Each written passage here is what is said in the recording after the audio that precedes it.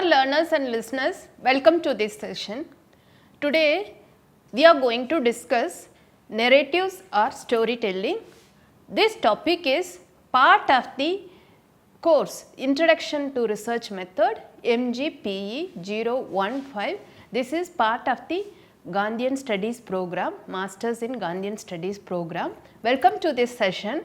I am Dr. G. Uma, working as a faculty in the School of Gender and Development Studies, Indira Gandhi National Open University. This course is coordinated by Dr. Sadananda Sahu. I am taking this session for you all. Again, I am welcoming you all to this session. Before we discuss about this topic, let us look into the objectives of this session. This session we are going to meaning of narratives and narrative analysis, the features of narrative analysis and the approach, theories and methods of narrative analysis. Based on these three objectives, I am going to discuss in this session. In continuation of this session, I will talk about the same topic in the next session also. So, when you discuss about narratives or storytelling, please listen today's session and tomorrow or one more session. So, these two sessions will discuss about narratives and storytelling. We have seen the objectives of the session. Let us understand the narratives and stories. We all know nations, governments, societies, organizations, communities and individuals construct stories or narratives. Everyone, you, me, each and every individual, we construct some kind of stories. So, narrative refer to quote to a family of approaches to diverse kinds of text which have in common a storied form, unquote. Narratives are a phenomenon as well as a method. They have sequence and consequences. That is, events are selected, organized, connected, evaluated and made meaningful, keeping the audience in mind. Based on that, because narratives, it is a phenomena, we can call it as a phenomena or we can call it as a method. They have narratives, all the narratives, they have a sequence and consequences. So, whatever the event we select, so the selected event can be explained in a certain sequences. So, based on, and then there is a consequences for that particular narrative. So, it is selected, organized, connected, evaluated and made meaningful, keeping the audience in mind. They may often take the form of moral message. Some narratives will give us certain kinds of message.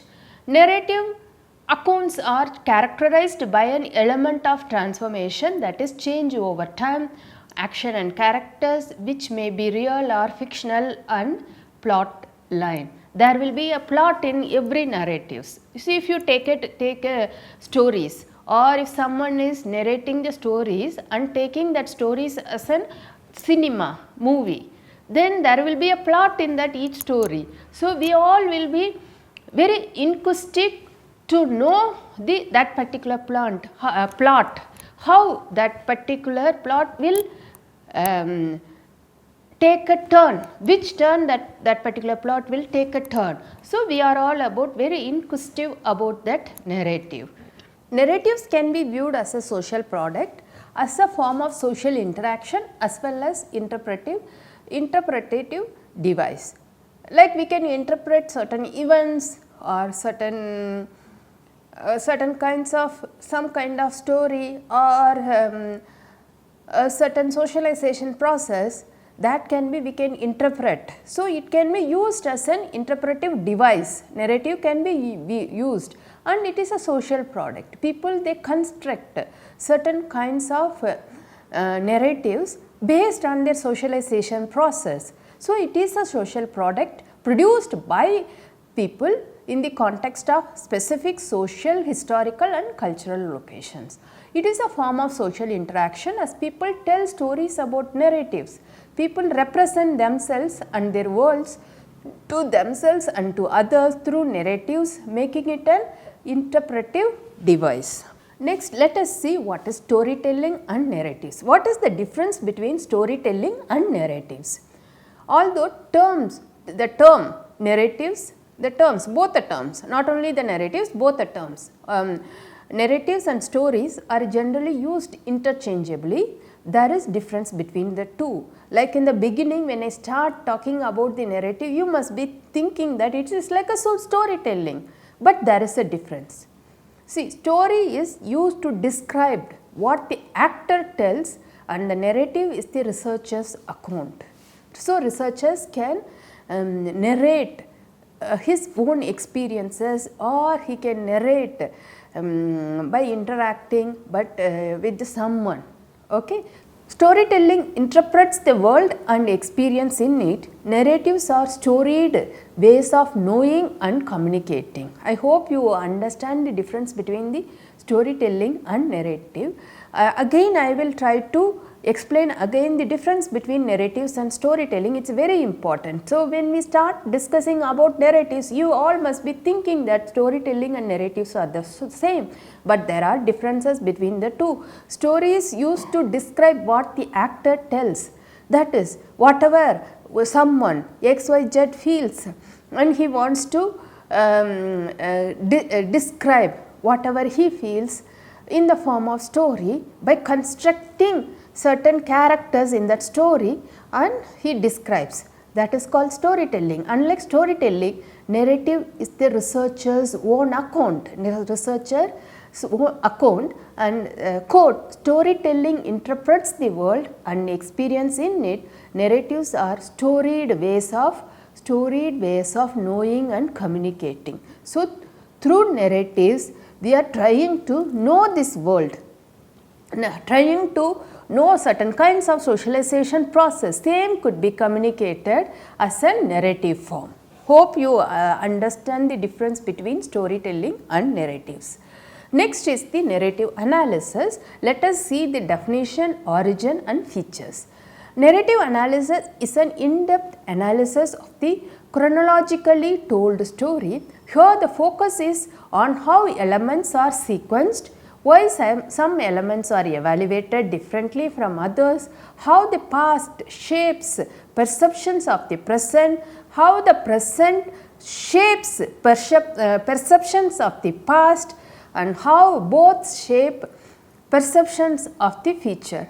Narrative analysis focuses on, quote, the ways in which people make and use stories to interpret the world, unquote. It is the best used for exploration of ethical, moral and cultural ambiguities. Let us further discuss about this topic. A study of narratives originally began with the study of languages. Later, narratives were studied as part of the poetics and semantics. Research interests in narratives emerged from several contemporary movements wherein there was a shift in the social sciences away from positivism and the master narratives of theory, that is Marxism, emancipation efforts of women, that is all, etc. So, however, in recent times there is a lot of interest in narratives, especially in the postmodern and feminist studies as well as in conflict analysis and resolution. With the development of computer software, analyzing narrative today is far easier than it was earlier. Then let us see what are the features of narratives. Narrative analysis has several features. First one is it is flexible approach which can be used with both written and oral communication in different settings. It initially addresses questions like what was said, who said it and to whom it was said, and then goes deeper into the causes, that is why it was said, explanation, meaning behind it and efforts of the spoken word. Moreover, it addresses and analyzes nuances, enunciates emotional and verbal behavior as well. Here the informants are active participants in the process as the research treats them as experts of their stories. The methods used for narrative analysis are interpretive and reflective. Depending on the objectives of the research, the analysis can be fine tuned as needed. Whenever there is a need, depending on that, the analysis can be fine tuned. Mostly the method used in narrative analysis are interpretive and reflective. One is likely to encounter some problems in narrative analysis. First of all, narrative analysis relies on interpretation by both the researcher and the participants. They create meaning together, so it has to be joint exercise. Secondly, the participant can keep on adding information to the story, thereby forcing the researcher to continue with analysis. Thirdly, validity has a limited application here. It is applicable only within the specific narrative, as that narrative is true for that specific participant. Finally, reliability usually lies only within the specialized knowledge of the participant telling the story. Let us see the definitions. So far we have discussed about what is narrative and how it is used in the research, what is the difference between narrative and storytelling. Let us see what is the definition of narrative. Narrative analysis is used in several disciplines. So, not only in humanities, every discipline it is used. However, the definition of narratives in different disciplines vary.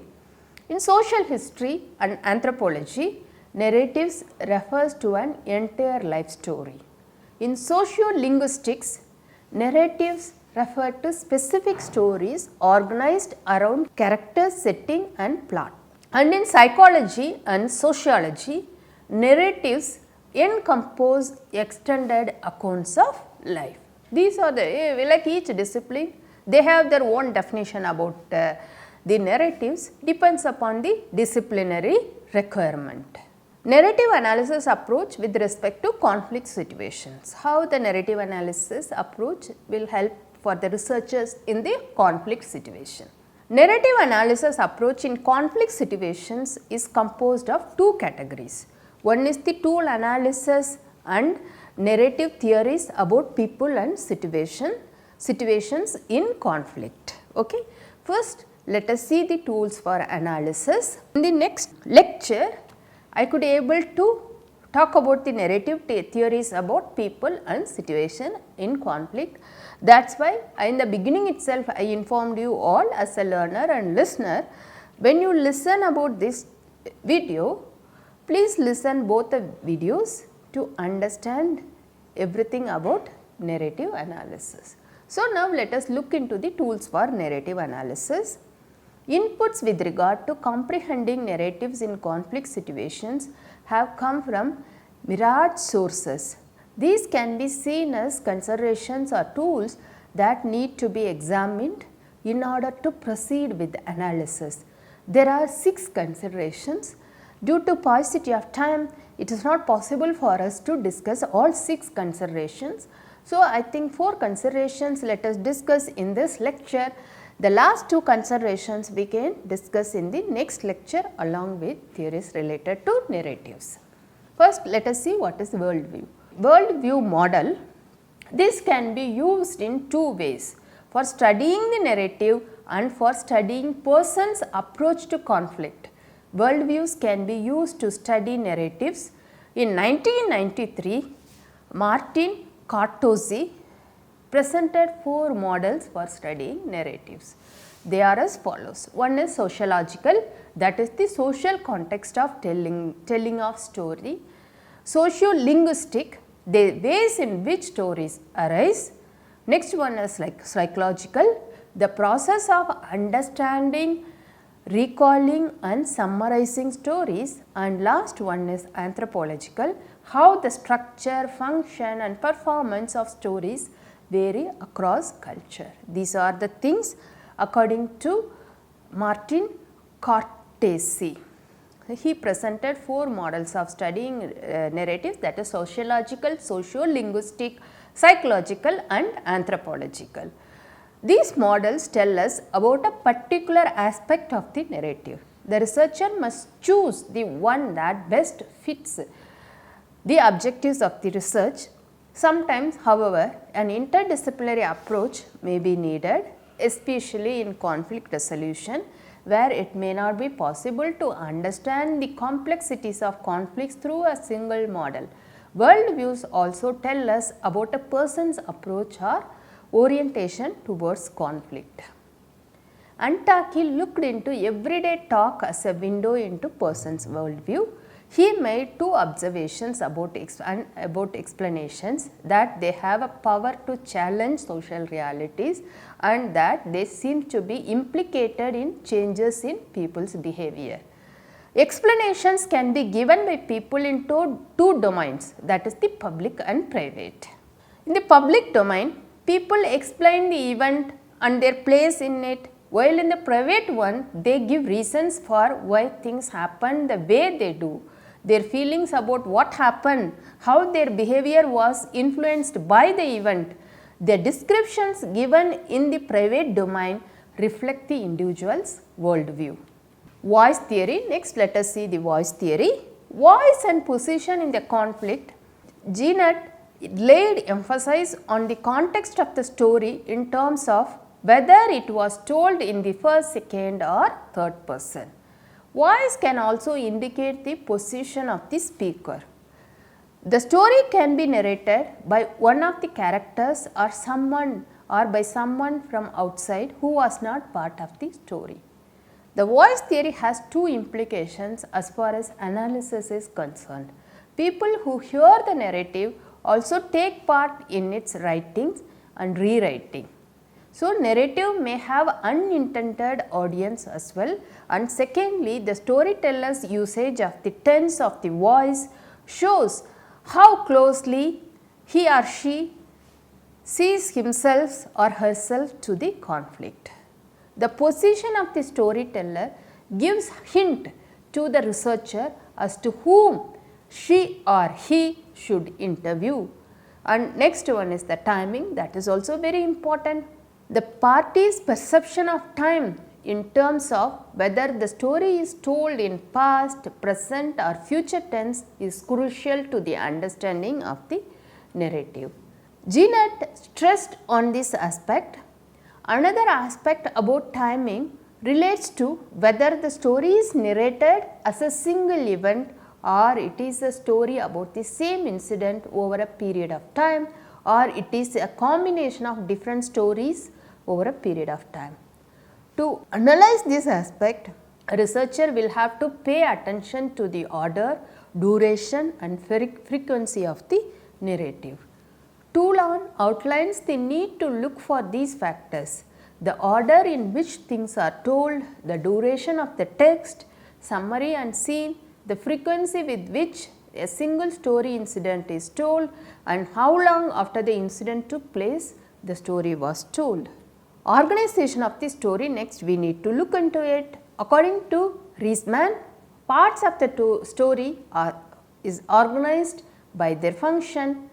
Bell sees stories being organized according to abstract thinking, the orientation to time and place, how the person sees the conflict evolving and the resolution of the story. Organization of the story indicates to the researcher how the story moves through time, what the experiences of the individual are and how the teller sees her or her image in history. People also organize their stories around rules which tell them about not just the conflict but also about the rules of the society. Martin has given another interesting perspective with regard to organization of the story. He says that the reader is always looking backward as well as forward, actively restructuring the past in the light of each new bit of information. This is particularly relevant for conflict narratives because, according to Martin, quote, we read events forward, that is beginning will the beginning will cause the end, and meaning backward, that is the end once known causes us to identify its beginning, unquote. However, the researcher needs to be aware of the fact that there is no one true interpretation of historical events. So, Martin has given another interesting perspective with regard to organization of the story. He says that quote, the reader is always looking backward as well as forward, actively restructuring the past in the light of new bit of information, unquote. So, finally, researcher needs to aware of the fact that there is no one gives true interpretation of historical events. Brown and Yule talk of the organization of stories on the basis of language. Languages can be of two types, transactional and interactional. Transactional refers to the expression of content or substance, while interaction refers to the expression of social relations and personal attitudes. So, interactional language is relevant for the understanding of underlying issues in conflict. Brown and Yule have also discussed schemata or scheme as the basis of organizing stories. Background knowledge about the conflict is critical for understanding it. So, there is very important to understand the background whenever researcher decided to work on like certain conflict situation, they must know the background knowledge. However, it is wrong to assume that background knowledge and information will be the same for everybody, especially for cross cultural conflicts. So, these are about the narratives. Hope you have understood and you got the knowledge about the narratives, but I need to explain more about this theme. So, let us meet again in the next session. Thank you so much for listening patiently. Once again, thank you.